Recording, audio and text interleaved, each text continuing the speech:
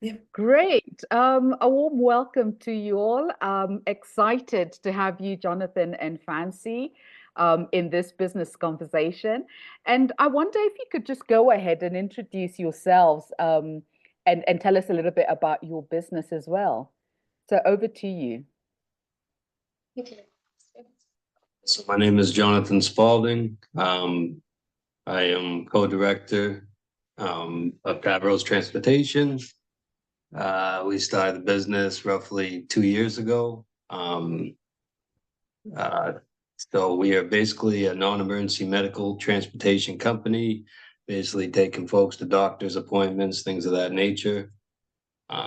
Yeah, we live in near Athens, Georgia, located directly in Colbert, Georgia. And my name is Fancy Spaulding. I am co-director with Jonathan Spaulding in Tavros non-emergency medical transportation company. Hmm. Hmm. I'm curious, when you talk about medical transportation company, could you just elaborate a little bit more about what that entails? Basically, it's anything that's non-life threatening trips. So we're not an ambulance service. So basically anything that just basically regular doctor's appointments. We do like a lot of dialysis center trips, things of that nature. Basically just taking folks to and from their doctor's appointments. And we also do like, we'll take people to like the grocery store, basically anywhere you need to go, but mainly we do medical transportation to doctor facilities. Okay. And would these be specifically for like elderly folk, or is it people who are ailing that you would then be transferring to the doctor's appointments and things? Um, you know how people go have the surgeries or they've been discharged from the hospital, they're not Uh-huh. strong enough to drive themselves, the families are busy. So Okay. we come and close the bridge because they Okay. need to get to their doctor's appointment and they Mhm. don't have a means. So we meet their needs. Take Okay. them to the doctor's appointment, especially dialysis patients. Some of them go very early in the morning. Mhm. Like their chair time to sit on the chair for dialysis is like 4:30 a.m. Mhm. So that's where we come in. We start our day very early, take them, wait for them to be done with their appointment, and then bring them back home. Okay, that's really amazing. What inspired you to start this business? So the idea came about, we had a friend in Massachusetts. They had this kind of business and just talking with them, and it just sounded like there was definitely a need out there. So when we came out here to Georgia, I just started doing some research, looking at my demographic, seeing, our age. Target age would be 50 and above. So I looked up how many people in these surrounding counties are 50 and older, and there was, I think, at least 50,000 um, people that were 50 and above. So that was our targeted age group. So and then I started looking to see how many other companies are actually doing this in the area. And when Hmm. I went to do a Google search, I did not find many. So that's when I said, you know what, I think it'll work. Because in Yeah. Athens alone, there's over 130,000 residents. So that's just the city next door. That's not even talking about the surrounding towns. So Mhm. um, yeah, so that was pretty much how it started. Oh, Just to great. echo on Jonathan's words, it's like basically we just saw a need and we Yeah. wanted to bring a reliable and compassionate, Mhm. because Yeah. some of the people that we transport, they Hmm. truly need the compassion. It's not just another transportation. So we figured if we create a culture that will make these people, some of them are disabled, Hmm. elderly people, sick Hmm. people, demented people, they are not in their right mind. So if we can bring in the aspect of just compassion and transporting them, there was a huge need, especially in our county. Our county is kind of secluded. The next Okay. town over, like Jonathan said, has so many residents, but there are providers over there. We did Yeah. not have providers in our county. So there was a Oh, need and we stepped in to provide. yeah. Mhm. Okay. And I love what you say when you talk about the compassion element, when you bring that in, because that then feels very personal. It sounds very personal to you. Do you want to say anything more about that?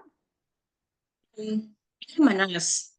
I'm a registered nurse, and I think compassion is in my genetic makeup.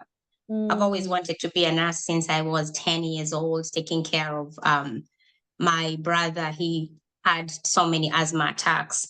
mm, So I think compassion naturally comes very easy to me. So mm, when I look at transporting people, it's not just getting someone or driving to the driveway and waiting for them to bring themselves to the car. If they're yeah. elderly and they are using a cane or a walker, I'm going to Mm, walk up to their door to make sure that they are able to walk to the car. And if they're yeah. not able to, I'm going to support them even Yeah. physically. Yes, just walk side by side. That kind of compassion, it's just in my genetic makeup. Yeah. Yeah. But it's great that you've been able to incorporate the value of compassion into the work that you do. So that's really good. Jonathan, you want to add something to that? I always say, this business, it can't be all about the money. Mm-mm. Because if it is, then you're never going to make it in this business. You gotta truly care about the patients. Yeah. Um, like Fancy was saying, a lot of these folks, they're secluded, they live alone, they're not even interacting with people. The only time Mm, that they get out is when they go into doctor's appointments. mm, So we make it a priority to really treat them first off like humans, because some people will treat older people differently or not as well just because they're old or because they have disabilities. So we make it a point to treat everybody fairly and yeah. just treat them very well. Basically we treat them like family. I always say that when you ride with us, you're just like family, and that's how we treat everybody. So yeah. Yeah. You know, I'm going to share something that's very that shows the amount of compassion we have very Hmm. practically. We have this one patient who has severe dementia, Hmm. and I don't know what to call it, but I think it's a God thing that Hmm. he forgets everything else, but he has our number. He has Oh, it wow. memorized that he called 17 times yesterday. Yeah. And he leaves the same message over and over again. We don't get tired of trying to reorient him and tell him, hey, sir, look, you are in your house. Look around, that is your house. Hmm. Somebody else who does not have patience and compassion, they will get tired and even block his Yeah. number. But Yes. you have to be patient and take care of these people even when you are not transporting them. Yes, Mm. yes. As I listen to you, it so echoes the concept that I believe in, that we're building not just lives, but businesses that we love, because you will not go the extra mile if you don't love what you do. So it's really nice to just hear you speak with such passion about what it is that you actually do. I'm curious, even with all the passion you have for this work that you do, as you think of the past 1 year, what has been a significant challenge that you faced, and how did you overcome it? I'm going. Want me to go? You can go. Uh, I'd say, because I had been handling business pretty much by myself from the beginning. Really, it was at least a two-person job because, we have what we call A and B legs. So A leg would be us bringing them from their house to the facility. B Mhm, leg is bringing them from the facility back to the house. So I mhm, really needed somebody to bring that person home. I was managing it all by myself, and I was doing, everybody said, "Hey, I can't believe how quick you're getting to me." So um, I was doing it very well, but I was also getting burnt out very quickly because trying to do at least two-person job by myself, yeah, and it was a lot of, I don't have a passenger and I'm trying to go here to get them. I don't have anybody I'm bringing to town. It was a lot of back and forth. So yeah, there's a lot of unnecessary work. So we really needed an employee, but I was just, it's your baby and it's hard for you to allow somebody else to, like Fancy would say, watch your baby or, take your toddler to daycare. So that's pretty much how I felt. So the first year, I didn't even try to get help. I was just like, no, I can do it. I can do it. And then, but there's no way the business would have lasted that way. I would have gotten burnt out, and then it would have never materialized into anything. So about 6 months ago, we got our first employee. She had actually reached out to us. That's why I always say, it's God ordained. She reached out to us. We were looking for somebody actively, but Mhm. just, couldn't find anybody. And then she reached out to me. She had gotten a card from one of our patients. She reached out to us. We talked, and then yeah, we said that we don't know, if it's going to be temporary or permanent, but right now we're just going to kind of try things out because I still wasn't even sure how to be in charge of another person, another human being. So it was all kind of new to me. But she came on board. She had more experience in the industry than I did. So uh, she came on, and she, as they say, she hit the ground running. And uh, she's been with us ever since. She's been a fantastic employee. And we plan on duplicating that to get many more outstanding employees like her. Great. No, that's really good.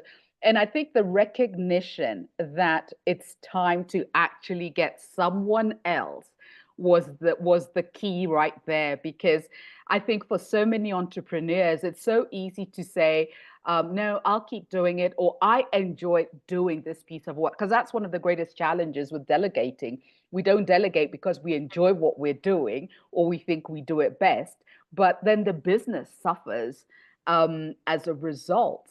And I wonder, I'd love for you to just share with us um, when she began to take up, whenever you were ready to let go of the baby, because it's one thing for the person to join and begin to do the work. It's another thing for you to fully release the tasks to them.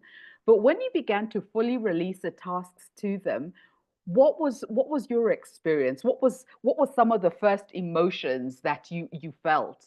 And what was the first thing that you began to notice in your business? I would say anxiety would be right at the top because literally how it worked out was she was starting and then we were going away for a week immediately after she was starting. So I had to put all my faith into this person I don't even know and just hope that she handles business while I'm away. Yeah, And so, yeah, it was getting over that anxiety. You start getting all the what ifs, but then that's when you got to just, you know, uh, that's when your faith comes in that everything's going to work out and yeah, everything is yeah, going to go to plan. yeah, yeah. But yeah, I noticed definitely an increase in revenue, a very, very big increase in revenue. Just that one person, because now I can literally take double the trips that I was before. Wow. So I'd say that was the biggest difference. Yeah, and yeah. and the fact that I could now calm down and be more hands off on that aspect because on the slow days I give her all the work and then I Hmm. do things in the office and things trying to expand the business. So it's given me some time to really think of where we're going as a company and Yeah, just being able to have a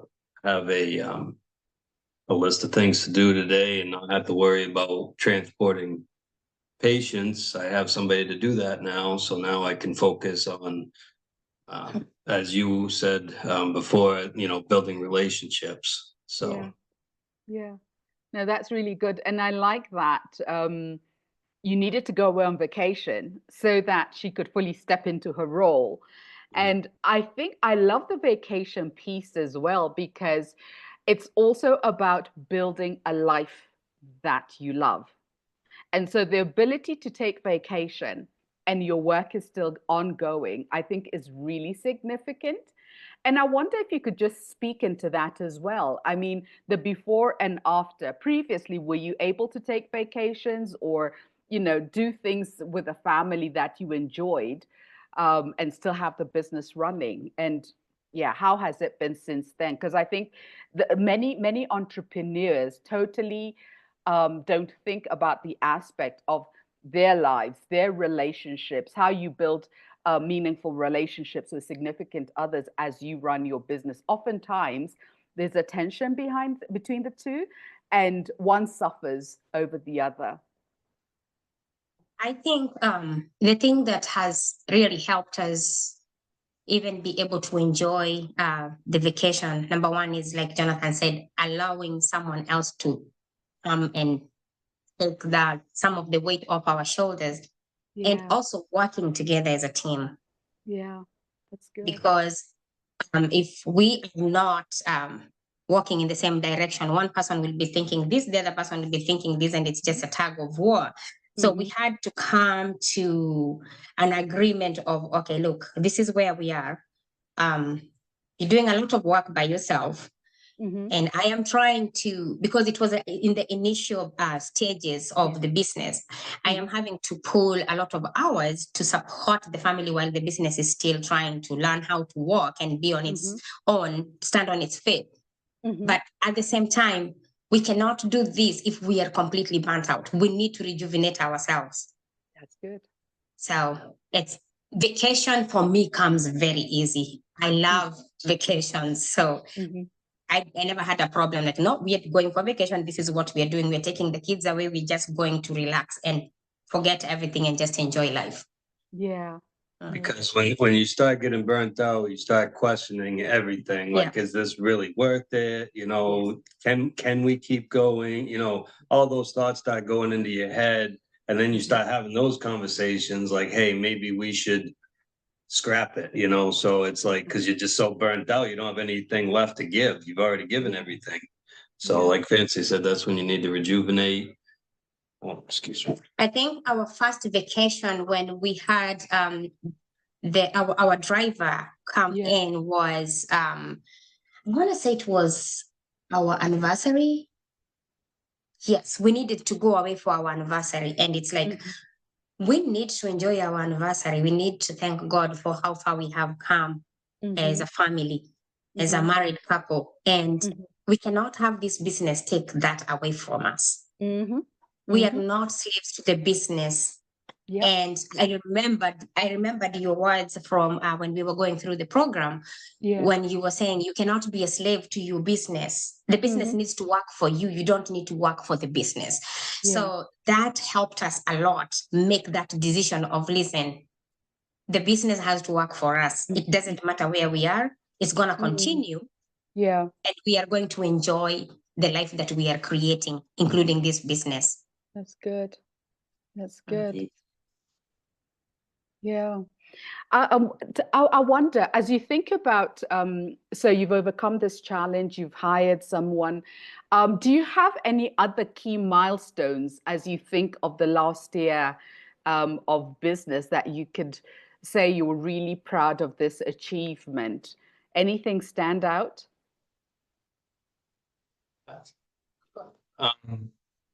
So the first year, of course, we didn't have any like grants or anything like that. So starting up a business is very costly. A lot of people don't understand that. They think, oh, I'm just going to jump in and, you know, be making money immediately, but it's not like that. There's a lot of things involved, marketing. You don't get paid to market, you know, so yeah, because you're building something. So we're not really getting any income at least the first 3 or 4 months. So like Fancy said, that meant her doing everything as far as financially, and then me just hoping and praying and keeping the faith that the business is going to start making us money. So I think it was just getting over that financial hump and just being, as they say, in the green and getting out of the red. So I think that was a huge milestone this year for us. We slowly started to get out of it last year, but this year it's been a good push. So I think that's a big one. Yeah. I know we have already mentioned that we have a full-time employee, but we are also onboarding a secretary, somebody who can be answering the phone calls for the company and doing dispatches. Billing. And that is that in billing, and she's doing really good.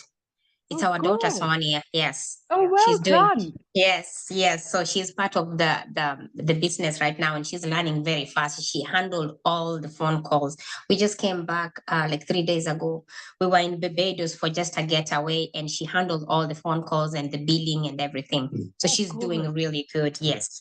That's Yeah, good. yeah, and even handling our patient who has dementia, she did Mm-hmm. really good. Yes, she did a great job. So those are some of the milestones that we look at and say it may not look like a lot to someone else who does not know how far we have come, but Mm-hmm.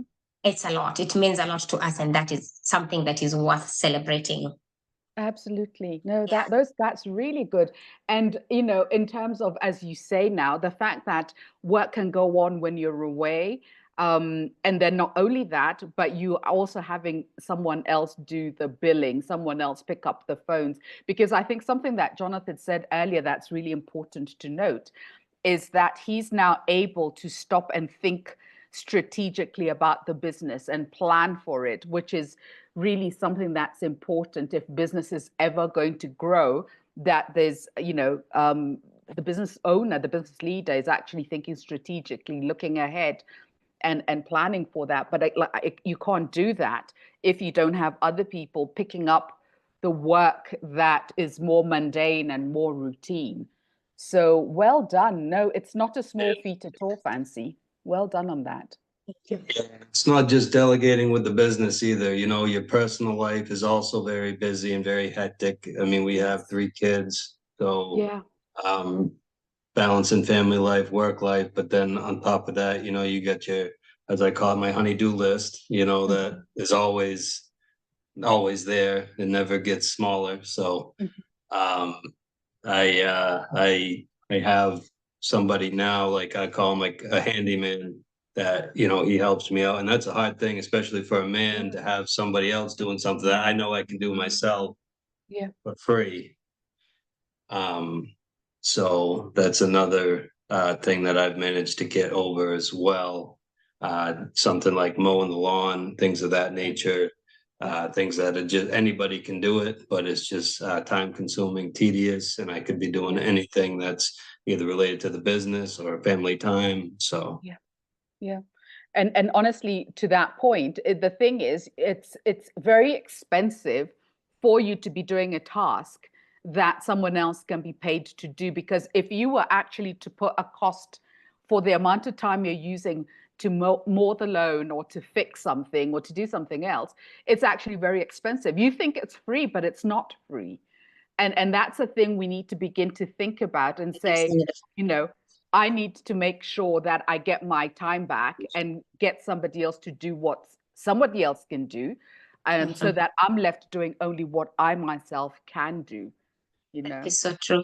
That is Yeah. very, very true. It has been liberating to just being able to take some of the things off our list, Mm, having someone else handle it. And we're just creating opportunity for someone else to earn a living. absolutely. Absolutely. And they Yeah, probably will even do it better than you would have right. anyway. Oh, So yeah. that's good. Yeah. Mhm. No, that's really good. I'm wondering, as you think back to 2024, because it feels like this has been a really significant year for you, in terms of where you've gotten to with the business, and as you've built it and sort of bring it to this place of more stability. What's the most valuable lesson you've learned in 2024 that you wish you knew earlier? Delegating sooner. Mm-hmm. Um, because I personally think that had we onboarded another driver sooner Mm-hmm. than we did, Mm-hmm. we would have seen the potential of the growth in the business. And Mm-hmm. then we would have even having to go to vacation, that anxiety part with Mm-hmm. Jonathan going on vacation would have been lesser. Mm. And I want to say another thing that I have learned personally is to appreciate the process, Mm-hmm. the growth, and you don't have to grow at any one space. It's very easy to look at how many providers are around and see, okay, there are hundreds of thousands of residents that you can transport your clients. But there is only you in a very small area, and you're not growing as fast as the people that you started with. This, in your mind, it's very easy to feel like you want to join the rat race and just try to match up. But then that will compromise the culture that you are building, because you're not just building your business like everyone else. It will compromise the culture. It will compromise the values and the vision that you have. So for that reason, I love that we are growing at our own pace, the pace that we are comfortable with, and this is how we want it. We don't care about how fast everyone is growing, or we still maintain the values that we started the business with our small group. Yes. That's good. You want to add to that, Jonathan? Yeah, well, it's a different, this would be personally for me, something that I struggled with, especially in the beginning, was marketing. I've never marketed before in my entire life, so I consider myself an introvert. So putting myself out there, being vulnerable, vulnerable for rejection, because you're gonna get some rejection out there. I remember the first facility I went to. I went in there, I had my cards and everything ready to go. I had this whole speech I was gonna give, and it didn't go so well. I just basically mumbled my name and practically threw the cards at the poor girl and waved and ran out the door, and I got in the car and I'm just sitting there like, what was that? As I just kept telling myself, all right, you'll do better on the next one, because just like anything, it takes practice. There we go. So that poor girl, she didn't know what hit her. She's just like, okay, I don't know what's going on. I'm like, yeah, just take these and just let me get out of here as quickly as possible. So since then, because you're not just marketing the business, you're marketing yourself as well. So or you're selling yourself as well as the product. So that took a little while. Took a lot of prayer, a lot of reading Bible verses that had to do with fear and anxiety and putting yourself out there. So that was something I struggled with for the first few months. Was just getting over that. It's just a mental barrier, that. Yes, absolutely. Because I'd go into a facility and I'm just so nervous that they're going to say, oh, would you like to talk to the manager? Because I'm like, I have no idea what I would even say to the manager. So I'm like, I'm just hoping I can just give them the cards and get out of there as quick as possible. But there's some facilities, they'll tell you, no, can't leave cards, so that's where the rejection kind of comes in. Or you'll try to just I've tried to give somebody a card in the past and they say, oh, I don't want you to waste your card on me, give it to somebody else. And it's like, just take the card, it's 10 cents, Oh, thank you for sharing that so vulnerably, because I think something entrepreneurs don't think about is your own personal growth. And the truth is, until you put yourself out there, you're not going to grow. You're not going to know what you don't know and what you need to learn. And so I really appreciate just that, your vulnerability in sharing that, because honestly, if we don't face our fears, we get held captive by our limiting beliefs. And that's exactly what they are, limiting beliefs. Because look at you today, you're probably able to walk into any space now and speak very confidently about what it is you're doing. And even as I listened to you earlier, there's such assurance of the value you bring to the market with what you're doing that would never have happened if you cowered away and decided, you know what, this business isn't for me. So I think too, it's like, back then when I meet a new person, we would talk, we'd talk 10, 15 minutes and then walk away. And then Fancy would say, oh, did you tell them about the business? Did you give them a business card? I'm like, no, it never came up. And she's like, well, in Kenya, that's how you start a conversation is, by the way, this is Yeah. my business. Here's my Yes. card. This is what I do. If you're Yes. anybody you know needs a service, let us know. But Yes. me, I was like, I was nervous to even just talk to just a normal, individual, just Yeah. having small talk. But now it's like whenever I meet somebody new, you just never know if it could either be them being a potential client or somebody they Yes. know being a client. Yeah. So it doesn't hurt to just give them a card and say, by the way, because then their wheels start turning like, do I know anybody? And then they still Yes. got that card. So a few months down the road, they might meet somebody who has that need. And next Yeah. thing you know, we're getting a phone call. So you And just never know. Absolutely. that has happened multiple times that you don't even know who you gave a card to, and somebody says, "Hey, I was given this business card. Mhm. Yeah. Do you have availability on this and this day?" It's like, Yeah. oh, the card. I mean, and it can take months, really. Yeah. I Yeah. mean, I've gotten calls, it's like 3 or 4 towns over. I have no idea. They say, I got your card from somebody. I'm like, how did they possibly get our card all the way Yeah. 40 miles Yeah, away? traveled. It Yeah. traveled. Yeah. It's Yeah, it's like it's like planting seed, isn't it? And then mhm, one time Mhm. the seed grows up yeah, and yeah, voila, you then have people interested. Mhm. Yeah, yeah. And I think the thing that's really important to remember with all this is what you're doing is such a valuable service.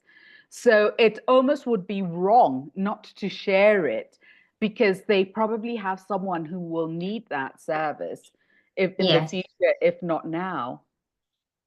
So we have pens that, apart from cards, we have pens that have our company name, and I carry Okay. a lot of those to work, and Okay. I give them even to the doctors. I'm like, these doctors, they have their own private practice apart from working in the hospital. Ah, okay. And sometimes they do like an office procedure Hmm. and they can't send this person home. They drove themselves there, but they're not in the right status of mentation Yes. to drive themselves home. And they're like, okay, Mm, who are we going to call? They have the pen right there and they give good. us a call. Oh, It's great. just small, easy ways like that to market effortlessly. Absolutely Yeah. wonderful. Well, that's Mhm. really good.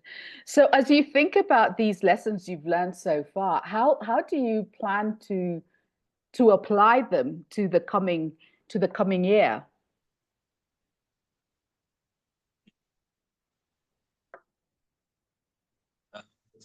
As far, I guess, marketing, we're just gonna continue to market because there's just so many platforms out there now uh, for social media. So let me use an example. So we've been on LinkedIn Mhm. for since we started, but I didn't know one thing about LinkedIn. And then I had an idea one day uh, about just going on and just kind of playing around with it a little bit. And Mhm. next thing you know, I'm talking to managers at facilities and, Oh, good. um, building relationships. So just something simple like that. So I Yeah. think it's just marketing Yes. uh, is gonna help us grow. Uh, Yeah. I think the lesson that I personally think we should implement, Hmm. like we should have implemented like maybe last month, like it's Hmm. an immediate, Hmm. is the growth, the expansion. Hmm. So Jonathan is having to do, I still have my job, full-time job, but Jonathan is having to do a lot of back office work. Hmm. And if we can get a second driver, then Hmm. we can get more trips. We can get Okay. more volume. Yeah. Having two people work, you're creating a job for someone else, and he can Yes. solely focus on the office side of the Yes. things. Yeah. Okay. Okay. and getting So I hear somebody that this. has the same values as we do. We don't just Yes. want a warm Mhm, body. mhm. We Absolutely. need somebody that's going to give type of care that I would give. So Yes. that's always what I look at when I'm hiring an employee. Like, okay, are Mm. they the type of person that's going to just, basically throw the patient in the vehicle, not say two Mm. words to them the whole way, get Yes. out, and then go on to the next one. Yes. Because like I said, it's not about the money. So if they're coming in 100% just because I'm just trying to get a paycheck, it's not Yeah. going to work. They got Mhm. to have love and compassion just like we do. Yeah. So, Yes. and I know they're out there. You just gotta Yes. find them. That's good. That's good. So I hear you talking about marketing. I hear you talking about growing your team. And Mhm. growing your team means that you want to find people who share your values of love and compassion for your clients. And so this then is your focus into next year.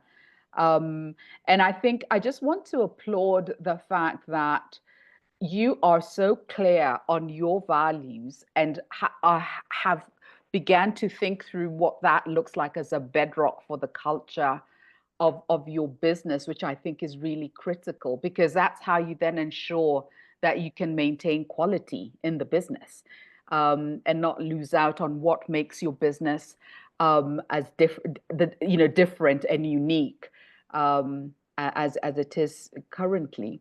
Now, I'm curious because, of course, you were in the incubator program. I'd love to just hear from you in hindsight, with the benefit of hindsight.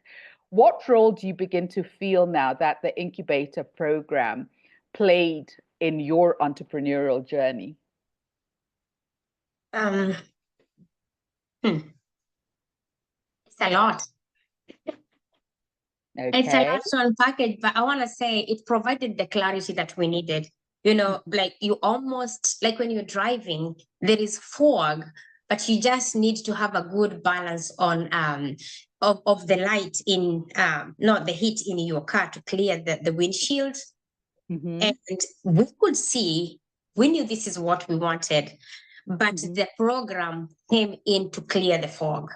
Mhm. And so since we've completed the program, I can say we have had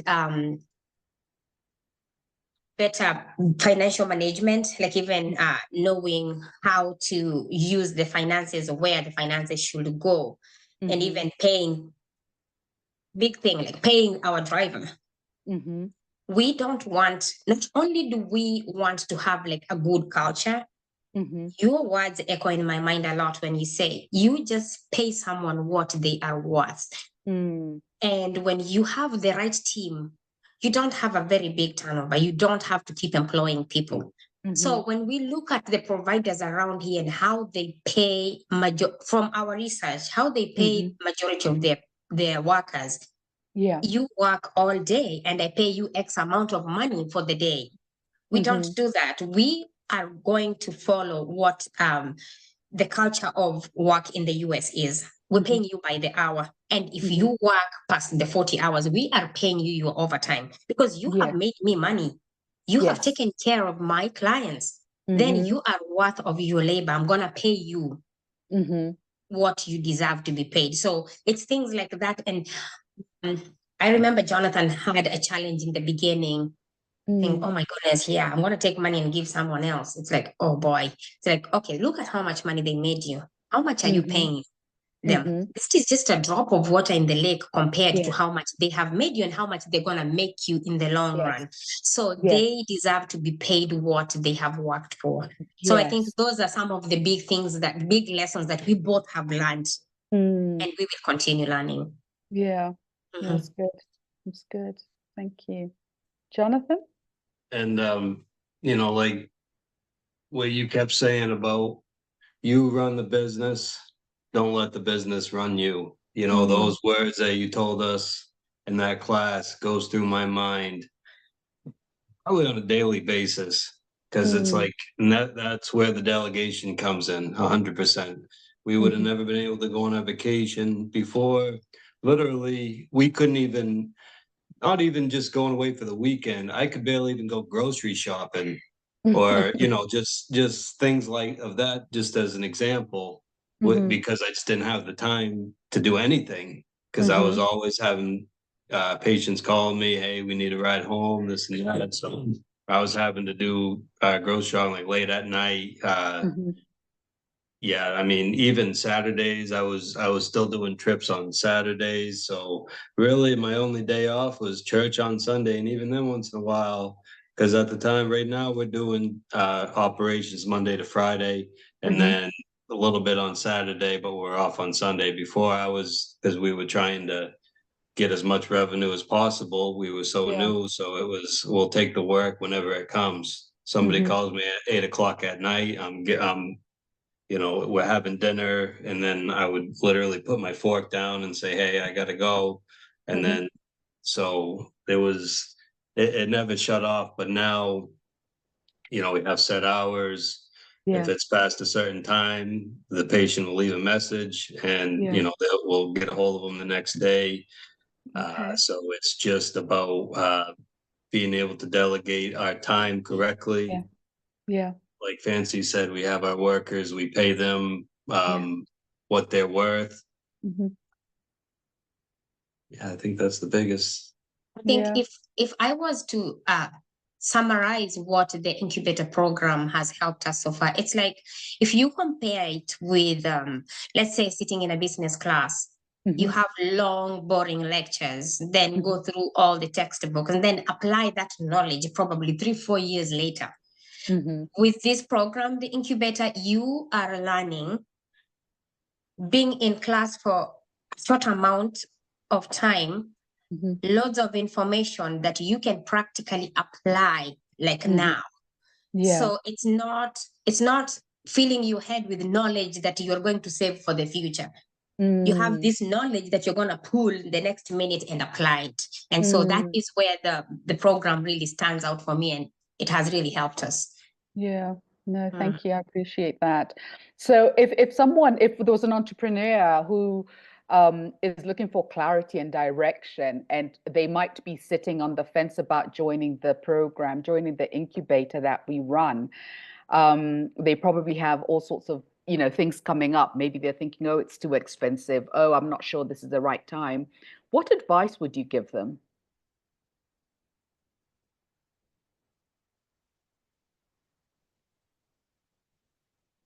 Well, I'll say I'd say knowledge is invaluable. So from all the knowledge that we gained from the course, it's worth its money in gold. And it was an extensive, I can't remember, what was it? It was 5 months. 5 months. It was 2 months. It was 5 sessions 2 months, over 2 months. Yes. You met every so 2 the months. amount of time, and then with it being like the setting that it was in, where it's a group setting, and it's like Fancy saying, it's a conversation, and it flowed so easily, so well, and it's a very well put together course. We enjoyed every minute of it. And like I said, the knowledge that we got from it's invaluable. So. I think I would start by saying, no man is an island. You may think that you know things, but everyone needs somebody. And what I loved the most, like Jonathan said, it was in a group setting, and none of us were in the same line of business. So the course, the way it is structured, it can help anyone in whatever setting of business they are in. So, I mean, if you have the right mentors like you, we really appreciate you. And the right mentors, they will get you where you need to be. Somebody said, I don't know who it was, but I've heard somebody said the richest place on earth is the graveyard. Oh, that was Dr. Miles Monroe. Okay. Yes. People die with all their ideas. That's true. Because they are scared, fear of unknown. But if you are scared, if you never try anything, you truly never know what is on the other side of fear. Yeah. Like if you let fear and anxiety take over your being, it will consume you and you will never truly try anything. That is all you will ever be, scared and anxious. Yeah, because when we started the class, we were the only ones that were actually had a business that had been started. Everybody else had an idea, like Fancy said, but just didn't know how to implement it. And I think the class helped not just them, but us. So it doesn't even really matter, I don't think, as far as where you're at, what level you're at with the business, whether it's just you have an idea, but you don't know how to implement it, or you've started, but you're not sure how to get to the next step. So I think that the class really helped in those areas. Yeah. And it's about going from being an employee to being an employer, because there's a huge difference there, and you wouldn't realize until you get into it. So you got to change your mindset. Literally, you got to Mhm. do a complete 180, because now you're Mhm. literally on the other side of it. Mhm. So all the things that you complained about as an employee and the things that your boss was doing to you, now you're on the other side of it, and now you kind of get it. Like, Yeah. okay, yeah, now I understand, why my boss got upset when I called out of work that day, type of thing. Yeah. Yeah. So, No, that's great. No, I really appreciate that feedback. It's really helpful, and I mean, it's a joy to have been able to just come alongside you and support you and help you grow in clarity and confidence and encourage to do the things you're doing. I can only but imagine what your business will look like when we get to the end of 2025. And so I just want to just, yeah, wish you the very best as you go into 2025, and Very look much. forward to hearing the wonderful stories of what has happened and the growth you've experienced, not just in your business, but also in your work, I mean, your life. Yeah. Because you're Yes. building a Yes. life and a business that Thank you. you love. Yeah. Mhm. So thank you. Kevin, a warm welcome to you. You joined once we started.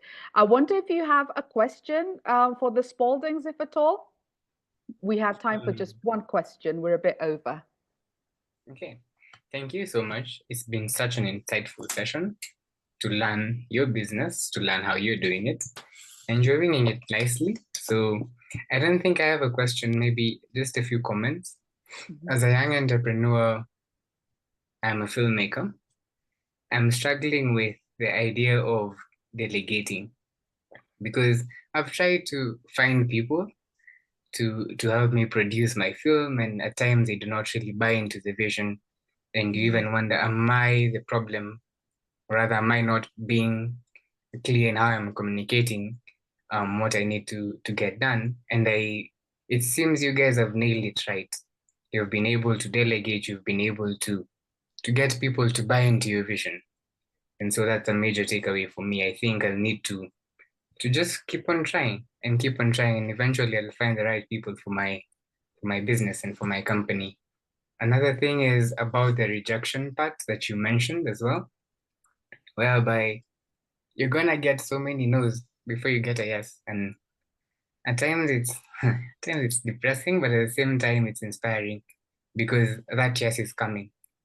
And then lastly is knowledge. You always want to have knowledge and surround yourself with people who are knowledgeable in very many aspects in life. So thank you. Thank you for the session. I really appreciate it. Thank you, Kevin. yes, thank you. Don't worry, Wonderful. you will get there. You will get there. You will get then you will be able to give your baby to someone else to take care of it. Thank you. That's right. And I'd say, prayer, a huge factor too. Something we didn't talk about. It's every day, putting God first every day with your business, with your life. Somebody told me, as long as you put God first every day, your vision and everything is just gonna keep growing. Yeah, it's gonna stay intact. Because my worry is about, our values um getting diluted over the years, because it's like, okay, as we grow, it's like we're going to have less oversight because there's going to be so much going on. But as long as you put God first every day, that'll never happen. Great. I think, Miss Anne, you said I could be wrong, but at the back of my head, as Jonathan is saying about growing too much and getting the load, I think the incubator has a session where you talk about the number of people you want in your team and how to not grow too big in a way Yes. that you lose all your value and the culture that you have built, where Yes. you have a chance to branch out or Yes. go to the next level.